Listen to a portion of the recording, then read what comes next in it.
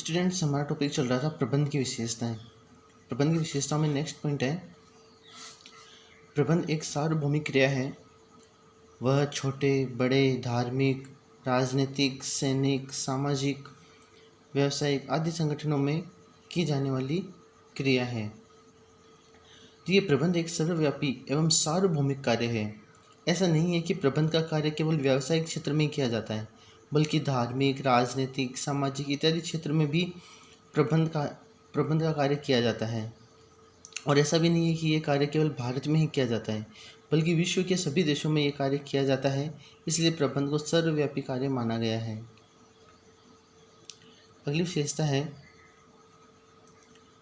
प्रबंध एक अदृश्य शक्ति है। इसे देखा एवं छुआ नहीं जा सकता, किंतु इसके प्रयासों के परिणाम के आधार पर इसकी उपस्थिति का स्वतः अनुमान हो जाता है। जब संस्था में सभी कार्य सुचारू रूप से होते रहते हैं, कर्मचारी संतुष्ट होते हैं तथा संस्था में सौहार्दपूर्ण कार्य वातावरण होता है, तब प्रबंध शक्ति की उपस्थिति का सहज ही अनुमान हो जाता है। कभी कभी इस अदृश्य शक्ति का भान इसकी अनुपस्थिति में तब होता है जबकि संस्था असफलता की ओर जाने लगती है। देखिए, प्रबंध कोई वस्तु नहीं है जिसे हम देख सकें या छू सकें, बल्कि हम तो इसे महसूस कर सकते हैं।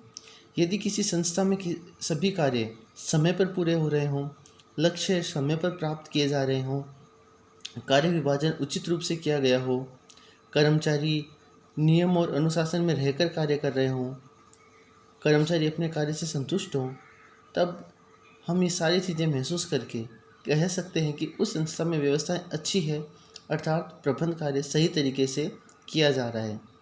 इसके विपरीत यदि किसी संस्था में सब कुछ अव्यवस्थित हो, तब उचित प्रबंध के अभाव में वह संस्था असफल होने लगती है। तब उस संस्था को प्रबंध की शक्ति का अंदाजा हो जाता है। इस लेसन का नेक्स्ट टॉपिक है प्रबंध के उद्देश्य। प्रबंध एक क्रिया है और प्रत्येक क्रिया का अपना उद्देश्य होता है।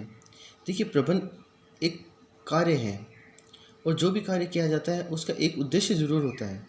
जैसे हमने विशेषता में भी पढ़ा था कि प्रबंध का कार्य निरुद्देश्य नहीं है, इसको करने के पीछे कोई ना कोई उद्देश्य जरूर होता है।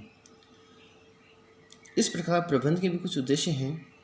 चूंकि प्रबंध विस्तृत क्रियाओं का समूह है, अतः इसके उद्देश्य भी विस्तृत हैं, जिन्हें मुख्य रूप से 4 वर्गों में विभाजित किया जा सकता है।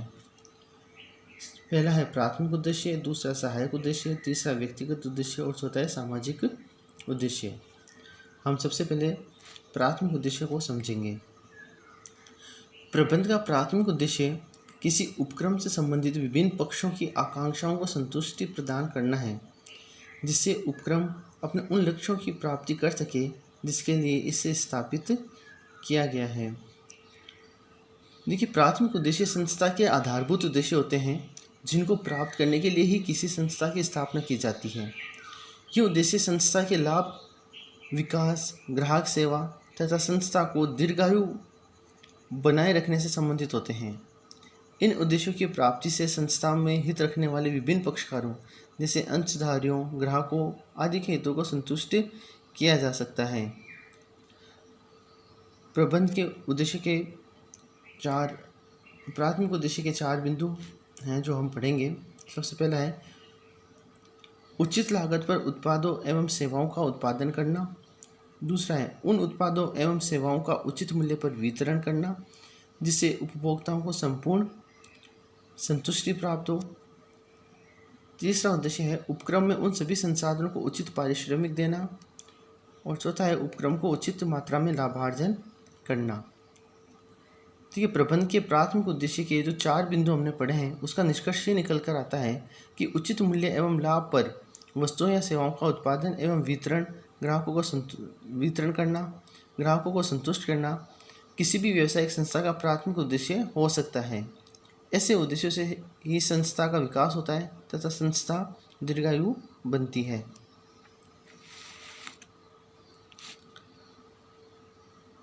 अब सहायक उद्देश्य। सहायक उद्देश्य प्राथमिक उद्देश्यों की प्राप्ति में सहायक होते हैं।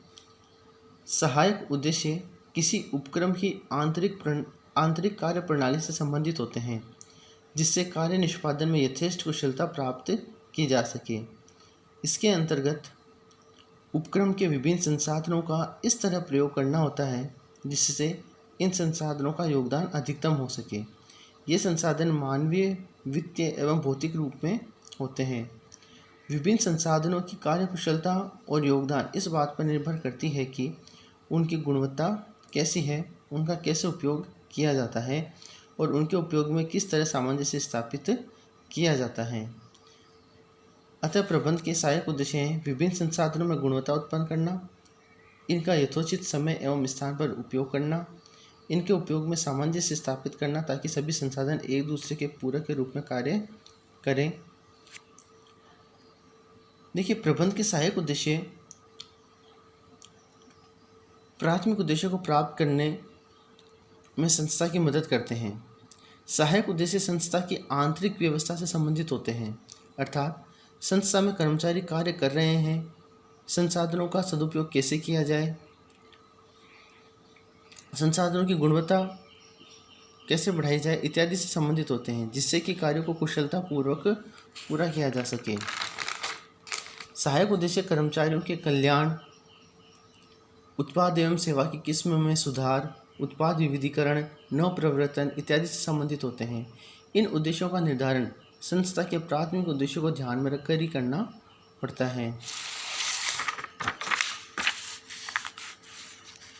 प्रबंध का अगला उद्देश्य है व्यक्तिगत उद्देश्य। किसी उपक्रम में व्यक्तिगत उद्देश्य मानवीय संसाधनों की संतुष्टि से है। जैसा कि ऊपर बताया गया है कि किसी संस्था में विभिन्न संसाधनों को मानवीय एवं अन्य संसाधनों में विभाजित किया जाता है। मानवीय संसाधनों अन्य संसाधनों से भिन्न है क्योंकि उन्हीं के द्वारा गैर मानवीय संसाधनों का संचालन होता है। किसी उपक्रम में मानवीय संसाधनों को 3 वर्गों में बांटा जा सकता है: उद्यमी, प्रबंधक एवं अन्य कर्मचारी। इन सभी वर्गों के अलग अलग कार्य, उत्तरदायित्व व आकांक्षाएं होती है। प्रबंध का उद्देश्य इन सभी वर्गों की आकांक्षाओं को पूरा करना है। इसके लिए आवश्यक है कि उपक्रम में ऐसा वातावरण एवं कार्यप्रणाली विकसित की जाए जिससे सभी व्यक्तियों को संतुष्टि प्राप्त हो और वे अपनी संपूर्ण क्षमता से कार्य कर सकें। देखिए, संस्था के व्यक्तिगत उद्देश्यों में संस्था से जुड़े व्यक्तियों के व्यक्तिगत उद्देश्य की पूर्ति से है। किसी भी संस्था में मानवीय संसाधनों को 3 वर्गों में बांटा जा सकता है: उद्यमी जो कि व्यवसाय का स्वामी होता है, प्रबंधक और अन्य कर्मचारी। इन तीनों वर्गों की व्यवसाय से कुछ अपेक्षाएं होती हैं। अच्छे प्रबंध के द्वारा ही इन मानवीय संसाधनों की अपेक्षाएं पूरी हो सकती हैं। संस्था में एक ऐसा वातावरण तैयार करने की आवश्यकता होती है जिसमें कि सभी कर्मचारी प्रबंधक अच्छे तरीके से काम कर सकें।